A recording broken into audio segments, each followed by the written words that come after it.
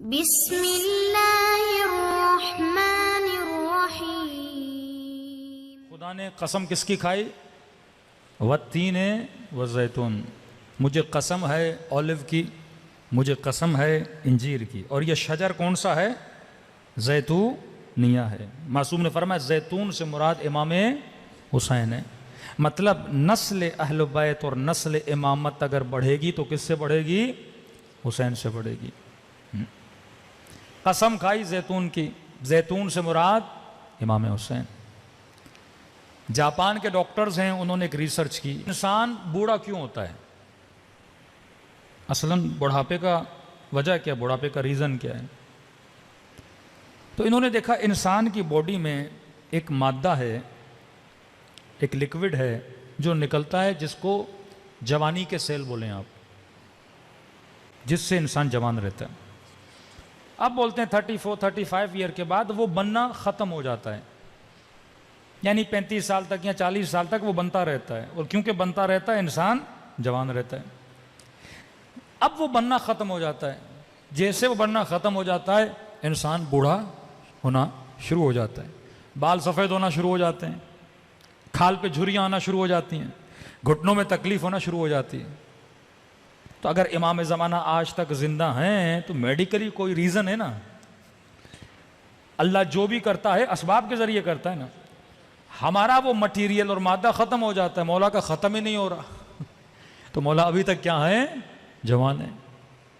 خدا جسے چاہے 1000 سال حضرت نوح کو زندگی دی، بھائی نوح کیسے زندہ رہے؟ آج 120 سالی بندہ زندہ نہیں رہ سکتا۔ تو وہ چیز حضرت نوح کے باڈی میں تھی، مدام بن رہی تھی، جس سے حضرت نوح کیا رہ رہے تھے؟ جوان رہ رہے تھے۔ اب انہوں نے کہا کہ ہم دیکھیں کہ یہ مادہ کس چیز سے بنتا ہے، تاکہ ہم کوئی دوائی بنائیں، کوئی ٹیبلٹ بنائیں، کوئی گولی بنائیں، کہ اگر آٹومیٹیکلی نہیں بن رہا، ہم باہر سے انسان کے پیٹ میں ڈالیں اور جس سے انسان کیا رہے؟ جوان رہے۔ ہزاروں پودوں پہ انہوں نے ریسرچ کی کہ واقعی یہ کس چیز سے بنتا ہے، کیسے بنتا ہے۔ تو کہتے ہیں ہزاروں پودوں پہ ریسرچ کرنے کے بعد یہ ایک نتیجے پہ پہنچے کہ یہ مادہ 2 پھلوں میں پایا جاتا ہے۔ ایک پھل ہے اولیو، ایک پھل ہے انجیر،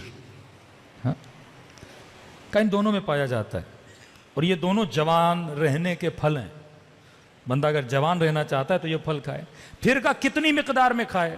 اب بندہ 10 ٹیبلٹ کھائے، 15 ٹیبلٹ کھائے، 1 کلو انجیر کھائے، 10 کلو انجیر کھائے، تو نتیجہ نکالا اگر بندہ 7 زیتون کھائے یا 1 انجیر یا برعکس، تو یہ اس کا ڈوز ہے۔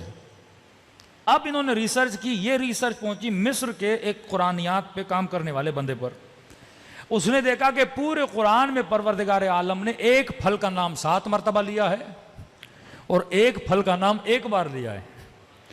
تو انہوں نے ان ڈاکٹرز کو خط لکھا کہ تم نے اتنی محنت کر کے اس ریسرچ پہ پہنچے ہو، یہ تو خدا نے قرآن میں ہمیں کب کا بتا دیا ہے۔ ان پھلوں کی خدا نے، اب میں نے یہ پڑھا اور فوراً پڑھنے کے بعد میرے ذہن میں رسول خدا کی حدیث آ گئی کہ ان الحسن والحسین سیدہ شباب اہل جنت، حسن و حسین جنت کے جوانوں کے سردار ہیں، کہ جو دنیا میں حسن و حسین کو مانے گا وہ جنت میں جوان رہے گا، جو ان کے ناموں والے پھل کھائے گا وہ دنیا میں جوان رہے گا۔ یہ برکت ہے، اگر کوئی چیز ان سے منسوب بھی ہو جاتی ہے اس میں کیا آ جاتی ہے؟ برکت آ جاتی ہے۔ تو لہٰذا جتنے شیعیان اہل بیت ہیں ان کے سفروں پہ زیتون بھی ہونا چاہیے، انجیر بھی ہونا چاہیے۔ آسان طریقہ کھانے کا، اب اولیو کیونکہ پاکستان میں اتنے نہیں ملتے، اولیو کا تیل تو ہر جگہ ملتا ہے، ورجن خالص اولیو کا تیل لے لیں۔ اب 7 کی جگہ پہ آپ 1 چمچ تیل ہی کھا لیں اور ڈیلی 1 انجیر کھائیں، تو نہ گھٹنوں کی تکلیف ہوگی، نہ کوئی انشاءاللہ دماغی بیماری ہوگی۔ دل تو ویسے ہی علی والوں کے جوان ہوتے ہیں، بدن بھی آپ کے جوان ہو جائیں گے۔ صلوات پڑھے محمد و آل محمد پر۔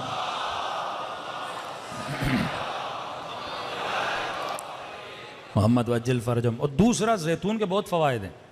ایک فائدہ یہ بھی ہے کہ بعض لوگوں کو کچھ اثرات ہوتے ہیں، اکثر روایات میں ملتا ہے کہ شیطان جب وسوسہ کرتا ہے تو انسان کے فرماتے ہیں تمہارے وجود میں ایسے دوڑتا ہے جیسے تمہاری رگوں میں خون دوڑتا ہے.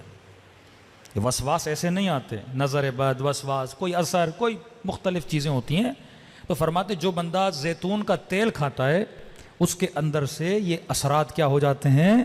ختم ہو جاتے ہیں. تو واقعاً ہر وہ چیز جو منسوب اہل بیت علیہ الصلوۃ والسلام سے، اس میں دنیا بھی بنتی ہے، آخرت بھی بنتی ہے. صلوات پڑھے محمد و آل محمد.